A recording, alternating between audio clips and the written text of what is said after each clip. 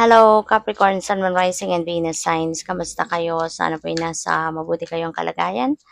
Welcome back po sa Star Tarot. At kung bago kayo rito, welcome din po kayo. Please subscribe, like, share my videos, and leave me a comment kung nakaresonate kayo. First card po ninyo, ask your inner self the answer to your question. Ayan. Kasi your soul knows anong sagot sa inyong mga tanong.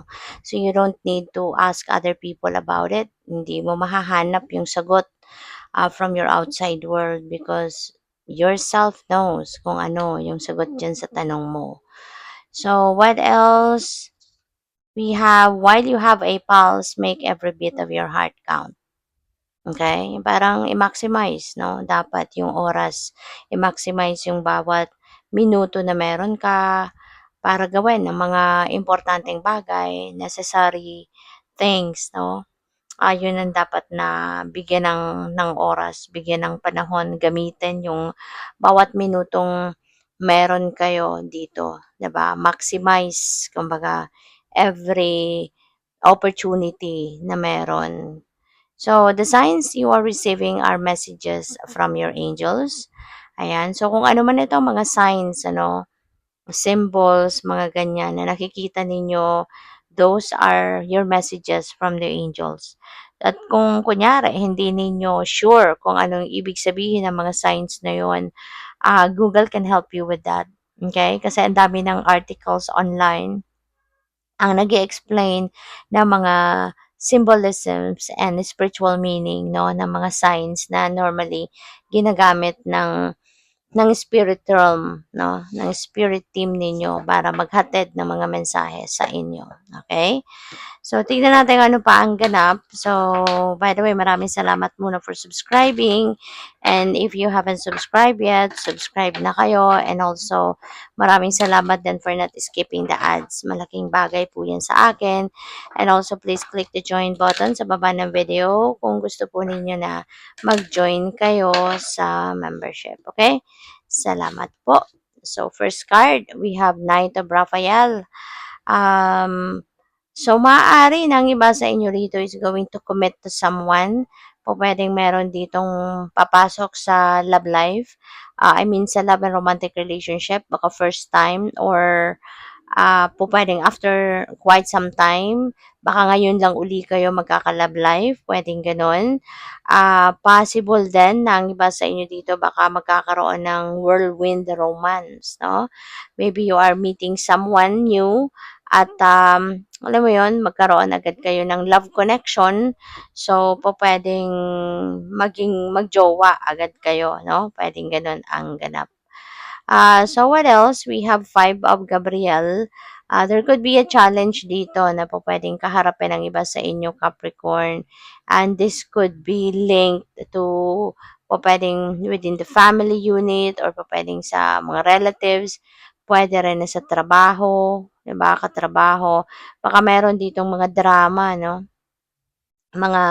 May mga kadramahan dito, mga tao sa paligid mo, and maybe they are going to try to drag you into it. No? Kaya maging maingat kayo sa pag-entertain ng mga impormasyon or itong mga taong ito kasi mamaya, alam mo yon merong mamimingwit lang ng inyong reaksyon at pwedeng gamitin yung reaction ninyo against you para sumabit kayo dito or masabit kayo sa kadramahan nila or sa mga, alam mo yun, sa mga nangyayaring kaguluhan sa kanila. Okay? Kaya magiging maingat ka. As much as possible, mas magandang tahimik ka lang. 'Di ba? Wag kang magkomento. Parang ganoon. Para wala silang makukuha from you. So, we have page of Michael. Ayan. So, may mga impormasyon na dadating or po pwedeng from here on then po pwedeng you are going to start now to be truthful then sa'yo at sa ibang tao. Mas ngayon, mas you will be more perceptive, you will be more analytical about the situations na nangyayari. Pwedeng ganun. At saka, ano din ito, pwede rin na merong mga pipirmahan kayong dokumento. May mga kontrata, legal documents that you're going through sa ngayon. So, make sure na basahin muna ninyong maigi yan, di ba? I-review ninyong mabuti before you sign that document. Make sure na binasa ninyo ng maayos at to the last letter, even the fine prints, isulat ninyo. Kasi minsan yung fine prints na yan, akala natin hindi mahalaga, pero nako, yun pala, yung pag ma-neglect mo yan or ma-overlook mo, it could be the reason ng pupuwedeng maging rason 'yan para ikaw ay mapahamak, 'di ba? Kaya make sure na before you sign any paperwork, any document, talagang ire-review mo lahat. Basahin every word 'no, na nandiya sa papel before you sign anything, okay? So, we also have the wheel. Wow, Capricorn, ang swerte mo. Kasi the wheel is good luck and good fortune on your side. The wheel is a new beginning. This is also about travel. Kaya po pwedeng ang iba sa inyo will be having as well an opportunity to travel somewhere. O pwedeng international travel yan. This could also be the start of being ano na progressive no sa buhay.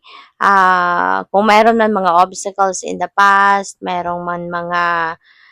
meron man mga obstacles, meron mang mga problema in the past, may mga hardships kayong pinagdadaanan, delays, mga ganyan, may chance ka na ngayon, no, na makaahon ka na from that. May chance ka na sa ngayon na mabaliktad na yung inyong sitwasyon. Things will start to fall into its right places, and things are going to start now to be in your favor. Kaya ano 'to, napakagandang energy din ito para sa'yo na ito na yung simula ng pagiging mo, masaya, 'di ba? Kasi ng mga problema, siswertehin ka na din ngayon sa pera, sa paghahanap buhay, sa trabaho, sa career, business, ganyan.